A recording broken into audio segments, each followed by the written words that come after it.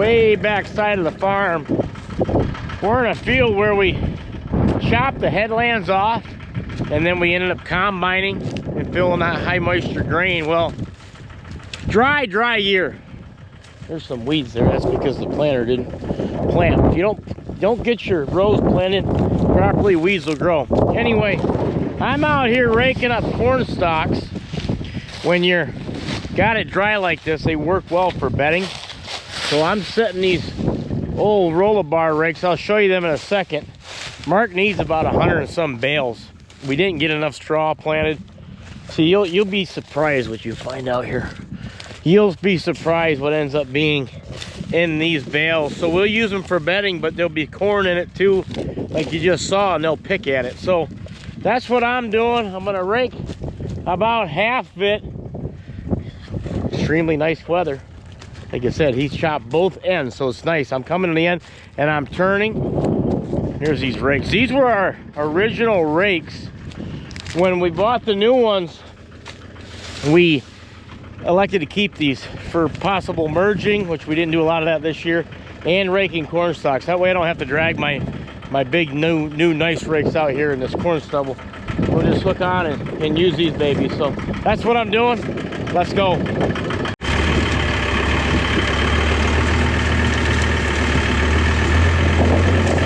Get on a row, you're taking about 9 in a whack. This is something you do only when it's very dry. Last year, too wet. We didn't have a chance to do it, but we'll see how many bales Mark gets. He'll be firing up shortly. Got these rakes set pretty low, but I want to make sure I can pick everything up if possible. And I'm following right down these rows. Auto steer planted, so it's very straight. Coming up the hill, south side of the farm, about a 70-acre piece this is. Big boy.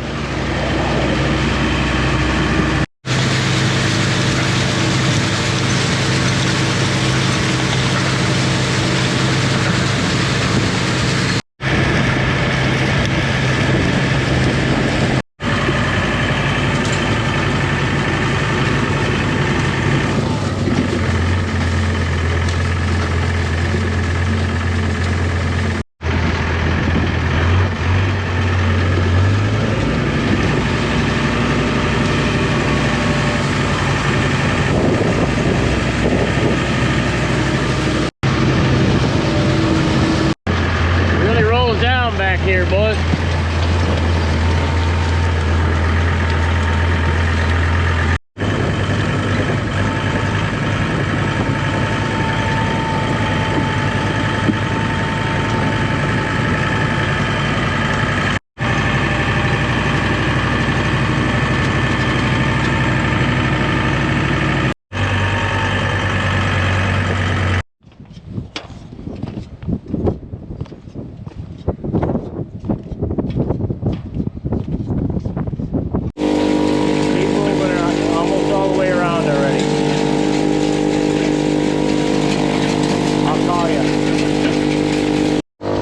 Very dry. The loader was stuck. Lonnie's running it. Make sure it's gonna work. Let's count how many times I have to climb up this one silo this year. We're at 1.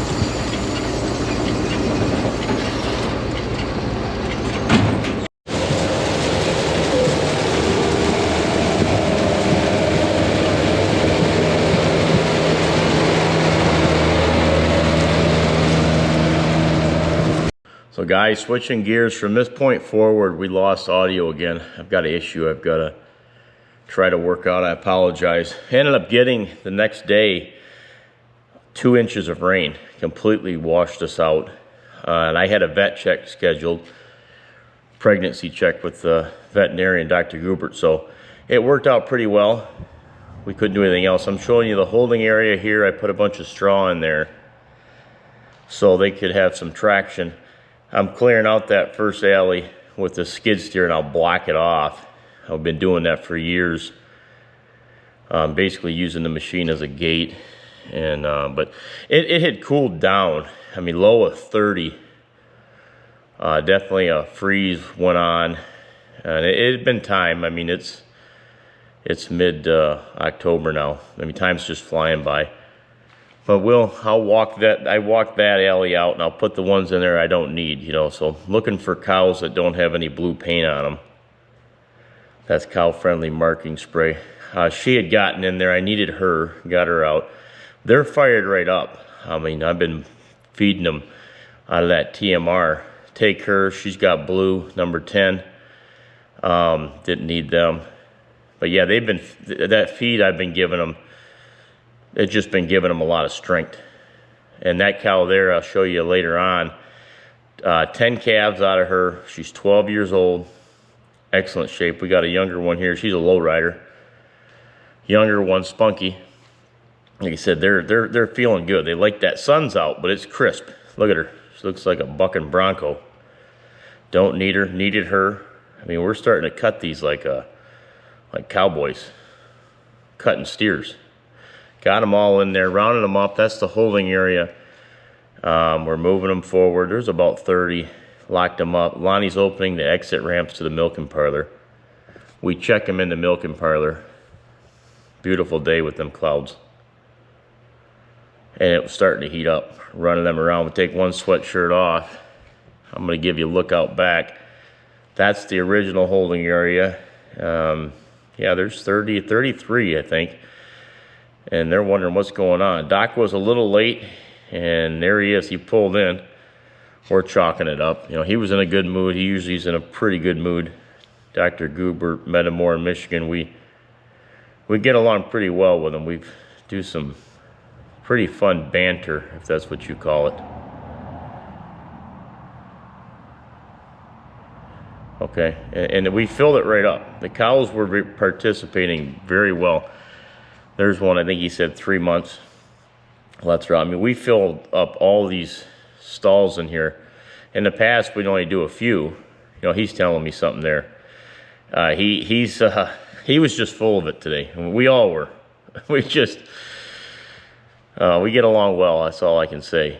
And another one out. And I'm opening that door. Usually they're hesitant to come in when the vet's here, but these cows like him. You know, he's been around animals like us his whole life. You know, plus they got them pellets. You see, I just gave her a can of pellets. That's a young heifer. Lonnie's got the cardboard because he scoops manure right out of them, right out of their butt to check them. And there's an older one there, and her volume's coming back. I'm writing down 3.5 months. 4.5 months. Doc, you're on a cow here that's had 10 calves. 10 calves? 10 calves. She's 12 years old. We'll see if we can make it 11. Does that make her a good cow? That makes her... That's a good cow. We had to give her the IV. 90 days And a recheck. and a recheck. You got a heavy uterus, but I don't feel buttons yet. Heavy uterus. But I don't feel buttons I just don't feel enough to be 100%. Okay. Another group.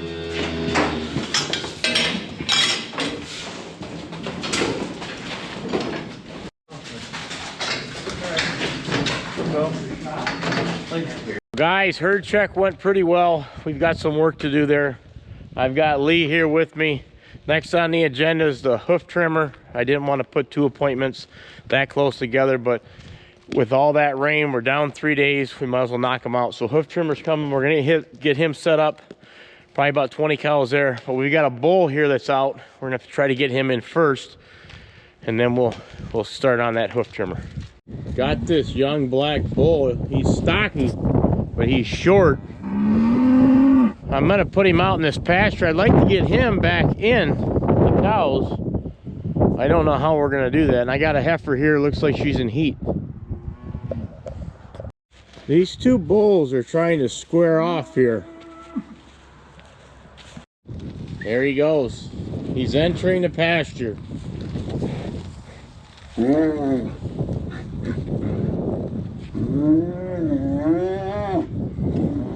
He's an ornery sucker.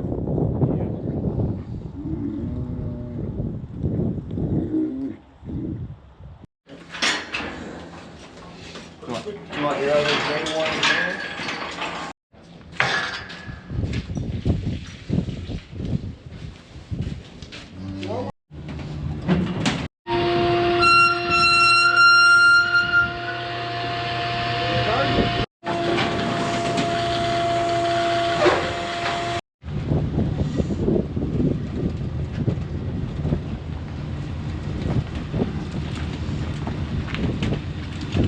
About set, and we got our first participant wanting in.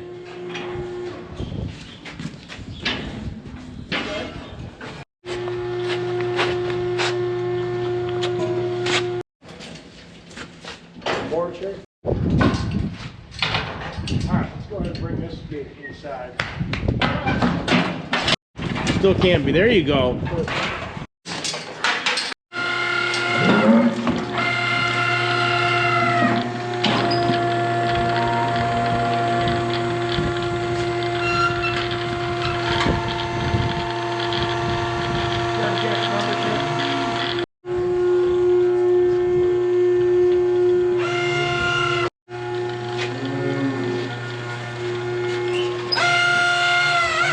Good. That's cow-friendly paint. Count-friendly paint.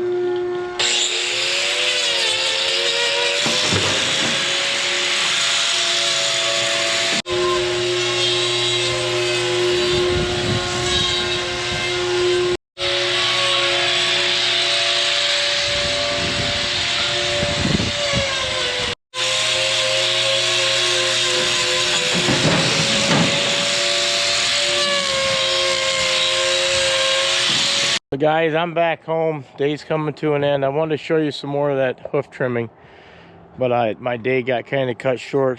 Ended up going over, picking up my dad and another uncle in town, my Uncle Joel. We went over to see their brother, my oldest uncle. He's not doing too good, and visited for quite a while. Got to see some of my cousins I haven't seen. Some of my older cousins I haven't seen in years and years, so it was a good visit. But so it's never good when someone's not doing good, but silver lining is you get to visit with family that you don't maybe get to see very often. I'm just kind of, life's winding down, the kids, I'm just taking a walk around. It really makes you think about life when you see things like that and talk with people. And my dad and my uncle, we went out to lunch after. So I was late getting back feeding the cows, but it was fine, they can wait. And we were just talking, so it was good. First time I ever been out to dinner with my dad and Uncle Joel at the same time. It was good. So I guess on that note, the video was cut short, but that's some good family time. So I guess if you got loved ones, hold them tight, because you never know what the future holds. You never know what turn this world has got in store for you. So on that note, take care. See you next video. God bless.